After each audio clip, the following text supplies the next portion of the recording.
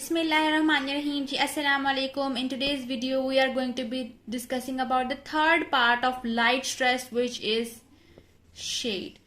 In the part 1, we have discussed about the introduction as well as the radiation.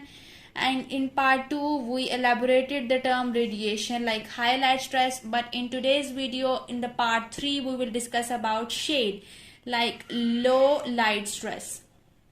Okay, so shade is also known as low light intensity stress. Like if the light is lower than 40 to 50% by 100%, then it is low light intensity. Okay.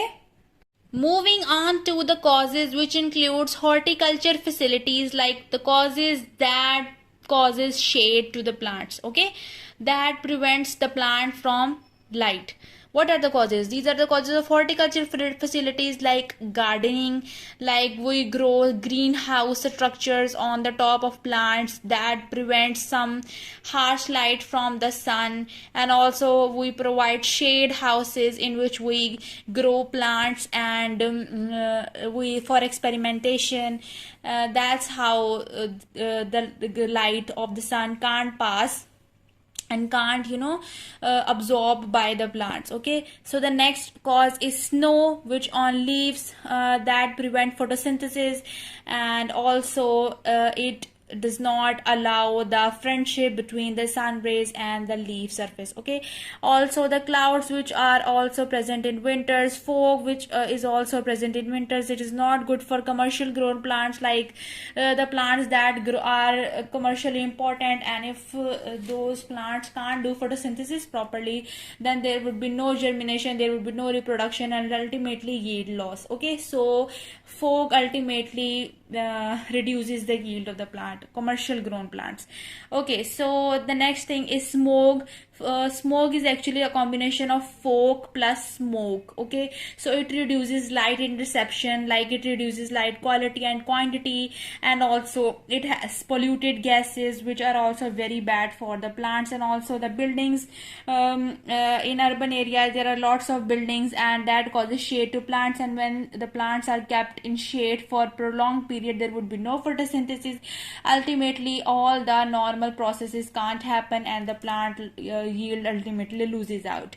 And the last cause is plants grown understory, like the little plant that grown under the big plant, and the sun rays can't pass to these plants. These plants can't do friendship with the sun rays, and that's how the plant that grow understory of the tall plant can't fulfill their needs of the sun rays. Okay, so these are the causes of shade in low intensity light stress. Okay guys, moving on to the effects, that if the plants are grown in shade for prolonged period, then what are some effects leading to plants disruption. So plants effects are categorized as morphological and physiological. Morphological are actually the apparent or the visible symptoms, and physiological are the inner symptoms. Okay, like photosynthetic, stomata, closure opening, etc. So let's focus first on the morphological effects, which includes slow growth. When plants are kept in prolonged shade, then there would be no photosynthesis, the growth retarded, or there would be ultimately slow growth. When there is no growth, the leaf weight reduces, low biomass production, there would be no yield. All are interconnected. Okay, so you can learn one and then write all. Low biomass production means there is no yield. Ultimately, when there is no photosynthesis, there is no food production, and there is no biomass production. No flowering, there is no photosynthesis, or ultimately no flowering, no fruit setting, and ultimately low productivity. These are some common and very nice morphological effects. Let's focus on the physiological effects. Okay, the physiological effects include that there would be low photosynthesis. Obviously, when the leaves are not exposed to the sunlight, then the chlorophyll did not pick up the light rays that it needs for photosynthesis. So ultimately the photosynthesis levels slow down. And the next thing is antioxidant activity becomes slower, means ROS production will be higher, and early maturity and ultimately death.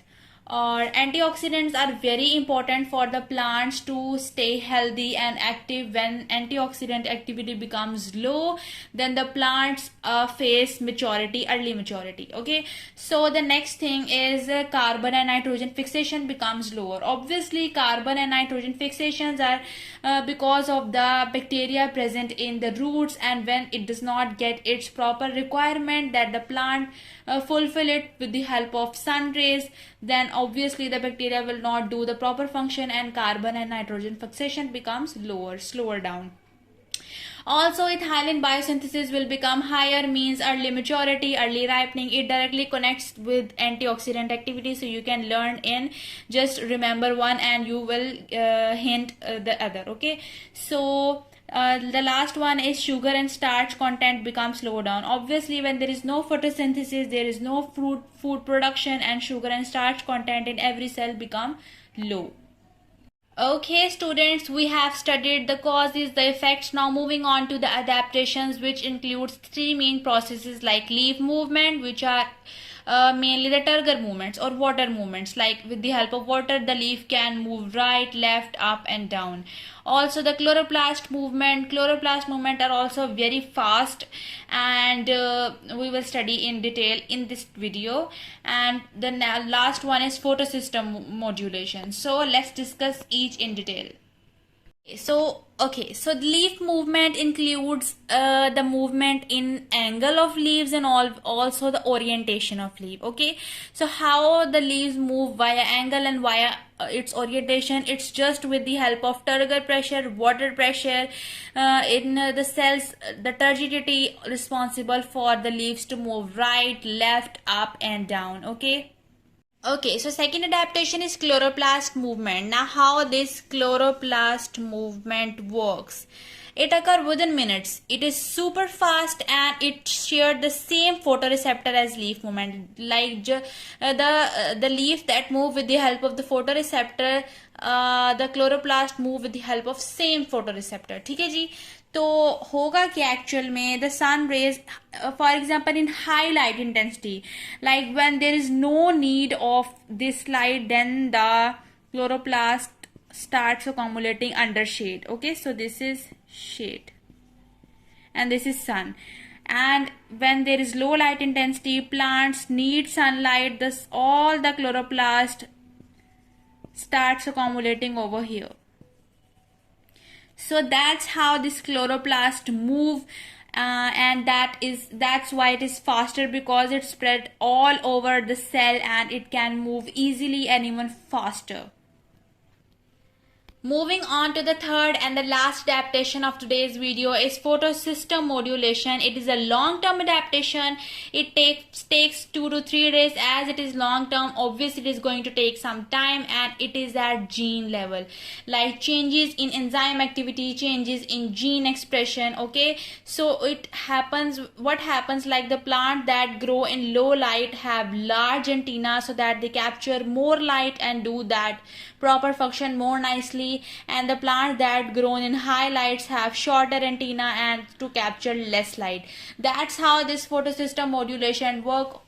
Hope you liked today's video. I really worked really hard to make it, and please appreciate it, comment down below, and hope you guys in the next video. Till then, stay positive. Allah Hafiz.